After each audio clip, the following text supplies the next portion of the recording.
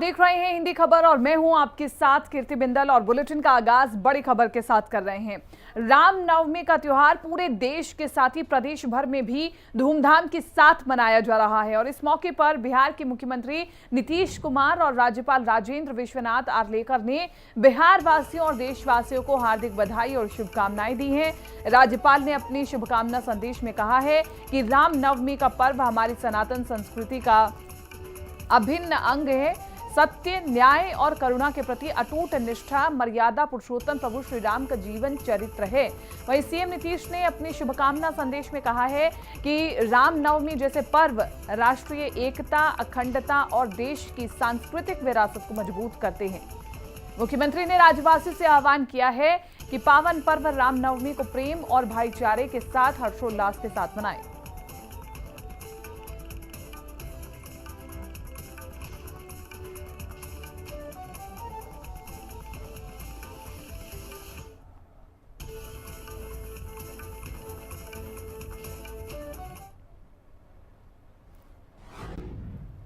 और आगे बढ़ रहे हैं, बात करें अगली बड़ी खबर की। लोकसभा चुनाव 2024 के पहले चरण की चुनाव प्रचार का आज आखिरी दिन है और सभी पार्टियां अपने मोर्चे पर डटी हुई हैं। धुआंधार रैलियां और सभाएं हो रही हैं। वहीं आज प्रचार के आखिरी दिन आरजेडी चीफ लालू यादव भी अपनी बेटी रोहिणी आचार्य के समर्थन में मैदान में उतर गए हैं और राजद सुप्रीमो लालू प्रसाद यादव और पूर्व मुख्यमंत्री राबड़ी देवी रोहिणी आचार्य के साथ सारण क्षेत्र में प्रचार के लिए निकले हैं। सभी लोग 10 सर्कुलर राबड़ी आवास से निकलकर सारण के लिए रवाना हुए और यहां वो प्रचार अभियान में शामिल होंगे। दरअसल आज पहले दिन लालू यादव आरजेडी प्रत्याशी रोहिणी आचार्य के लिए वोट मांगने निकले हैं।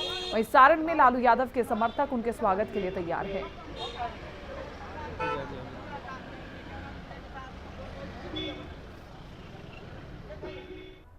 चुनाव प्रचार के लिए निकल रहे हैं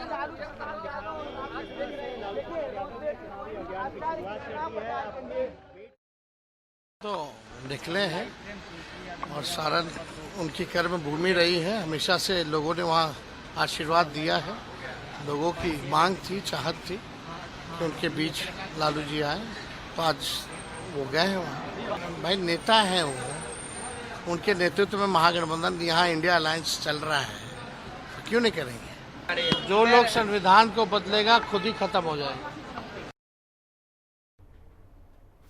राष्ट्रीय जनता दल ने भारतीय जनता पार्टी पर बड़ा आरोप लगाया है। पार्टी के प्रवक्ता मनोज झा ने कहा है कि भारतीय जनता पार्टी संविधान को बदलने वाली है और आरक्षण को खत्म करने वाली है। राष्ट्रीय जनता दल के प्रदेश कार्यालय में आयोजित प्रेस कॉन्फ्रेंस में मनोज झा ने एक एक करके कई मुद्दों पर बातें की हैं। आखिर ये संविधान है क्या? ये आरक्षण की गारंटी है, शिक्षा की गारंटी है, रोजगार की गारंटी है।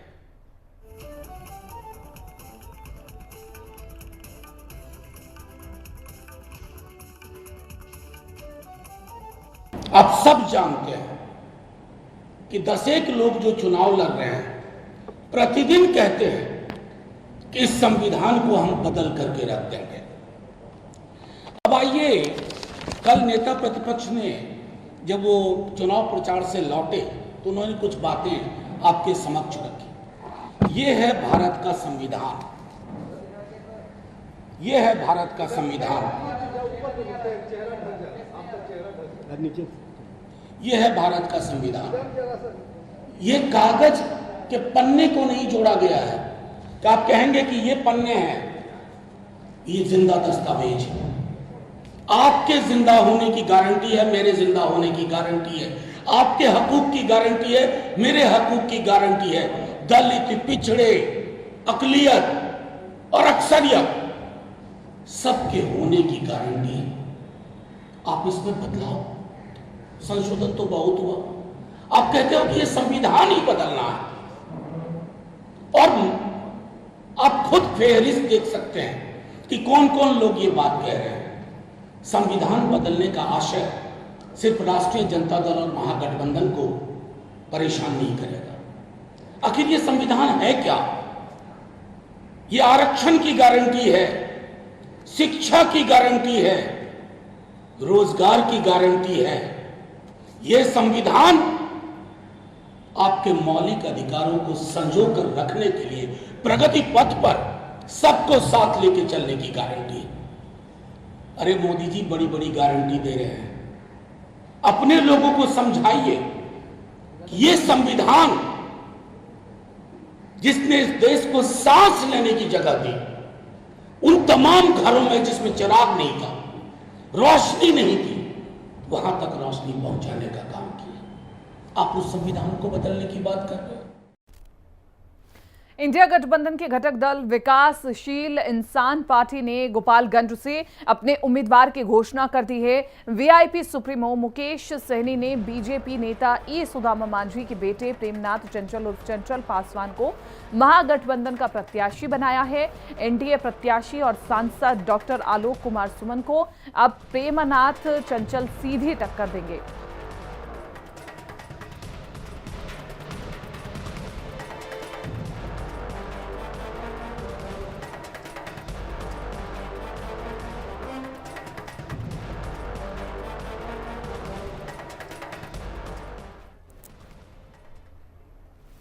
और देखिए, आज थम जाएगा पहले चरण का चुनाव प्रचार। बिहार की 4 सीटों पर 19 अप्रैल को मतदान होना है, जिसमें जमुई, नवादा, औरंगाबाद और गया में चुनाव होना है।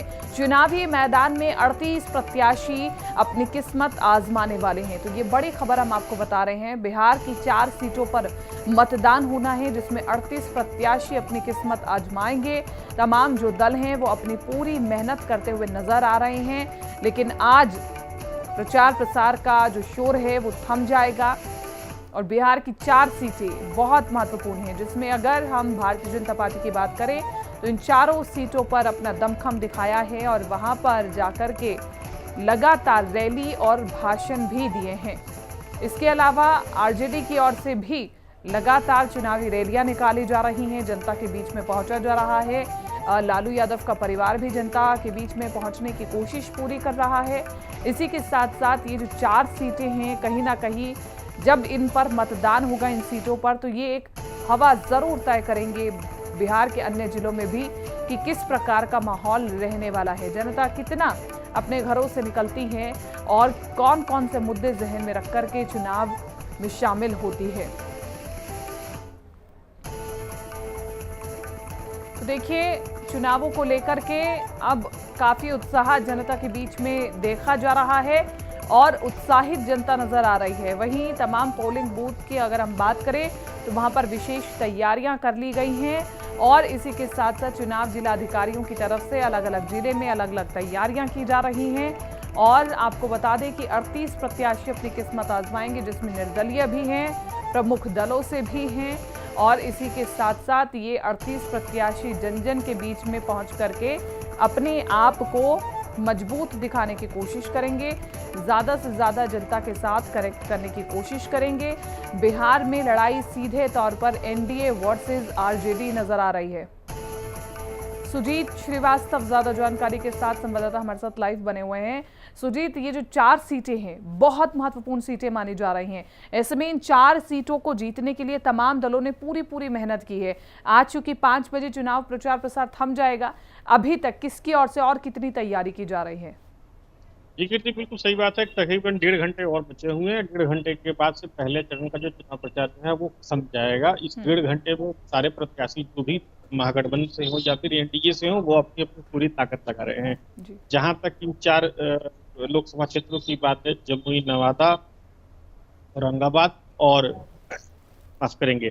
तो ये जो सारी चीजें हैं, इसमें सबसे बड़ी बात ये सामने आ रही है कि यहाँ पर अंतिम वक्त में, जैसे जमुई, नवादा, औरंगाबाद, गया में अंतिम वक्त में जो भी गठबंधन है वो अपनी पूरी किस्मत को आजमाने के लिए पूरा जोर लगा रहे हैं। और सबसे बड़ी बात यह है कि यहाँ पे एक चीज अपने दर्शकों को अपडेट करना चाहूंगा, इन 4 सीटों पे 2 ऐसी सीटें हैं जो बीजेपी की हैं और 2 ऐसी सीटें हैं जो एनडीए के घटक दल के हैं।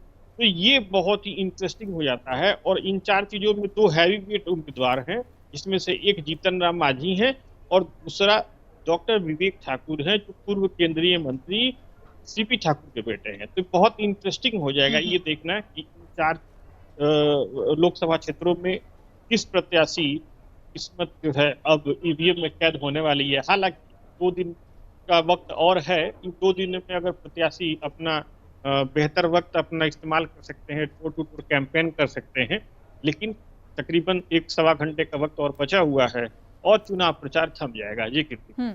बिल्कुल, और ऐसे में चूंकि महज 1 से 2 दिन बाकी है चुनाव होने में, तो पोलिंग बूथ्स की अगर हम बात करें, वहां पर किस प्रकार की तैयारी दिखाई दे रही है?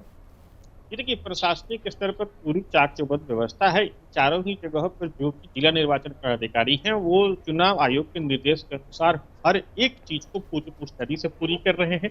किसी भी प्रकार की कोई चूक ना हो, इसकी पूरी तैयारी की जा रही है। मतदान एकदम शांतिपूर्ण तरीके से हो, बिना भय और बिना प्रलोभन के हो, इसकी पूरी तैयारी की जा रही है। उद्देश्य केवल एक ही है कि किसी भी कीमत पर किसी भी तरह की कोई चूक ना हो और बिल्कुल शांतिपूर्ण तरीके से मतदान हो। जी ठीक है, बहुत बहुत शुक्रिया तमाम इस जानकारी के लिए और बातचीत के लिए। और आगे बढ़ रहे हैं, और अब खबर पटना से है। पूर्णिया लोकसभा सीट से निर्दलीय प्रत्याशी पप्पू यादव पटना में भगवान राम की भक्ति में लीन दिखाई दिए हैं। पप्पू यादव हाथ में भगवा झंडा थामे हुए जय श्री राम के नारे लगाते हुए नजर आए, और इस दौरान पप्पू यादव के समर्थक भी जय जय श्री राम के जयकारे लगाते हुए दिखाई दिए हैं। पप्पू यादव की ये तस्वीरें गुलाब बाग में रामनवमी के जुलूस की हैं, जिसमें पप्पू यादव ने बढ़ चढ़ करके हिस्सा लिया है। तस्वीरें आपके सामने रख रहे हैं।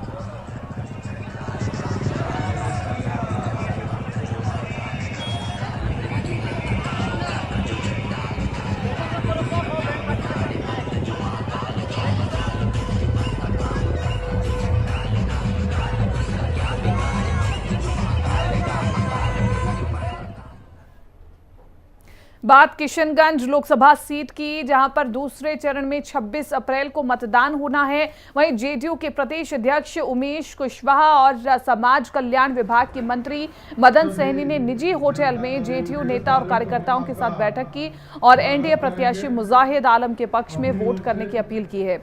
वहीं इसी के साथ ही जेडीयू के कई नेता और मंत्री जिले में कैंप भी कर रहे हैं। माननीय मुख्यमंत्री नीतीश कुमार जी के जो न्याय के साथ समावेशी विकास जो है, उसको यहाँ के लोगों को भली भांति जानते हैं। इसलिए माननीय मुख्यमंत्री नए बिहार को बनाने के लिए कितना जरूरी है, नए भारत बनाने के लिए माननीय प्रधानमंत्री कितना जरूरी है, इसके लिए यहाँ के लोग जानते हैं। और मुझे अखंड विश्वास है, पूरा भरोसा है कि यहाँ के लोग जो है, जो पिछले बार जो चूक हुई थी, इस बार जो पिछले बार जो हम 39 एक सीट की जो चूक हुई थी इस सीट का, इस बार वो भी चूक जो है हम लोग दूर कर लेंगे, जो कसर जो है हम लोग पूरा कर लेंगे। के उम्मीदवार एनडीए के उम्मीदवार मास्टर मोहम्मद साहब हैं, निश्चित रूप से ये चुनाव जीतेंगे। पिछली बार कम वोट के अंतर से हम लोग चुनाव में पीछे रह गए थे, इस बार हम लोग चुनाव जीतेंगे। और जिस तरह पूरे बिहार में विकास हुआ है, किशनगंज में भी विकास हुआ है, चाहे वो अस्पताल हो, इंजीनियरिंग कॉलेज हो, सड़क हो, बिजली हो, पानी हो, सब तरह का विकास हुआ है। और हम आप ही से सवाल करना चाहते हैं, जिस समय लालू जी का राज था उस समय कितने नरसंहार हुए, जिस समय लालू जी का राज था उस समय कितने दंगा हुए हिंदू मुस्लिम का। आज क्यों नहीं हो रहा है? गठबंधन कैसे कर लिए? हम लोग गठबंधन कैसे मौका देते हैं, लेकिन वो आदत से बात नहीं आने वाले हैं।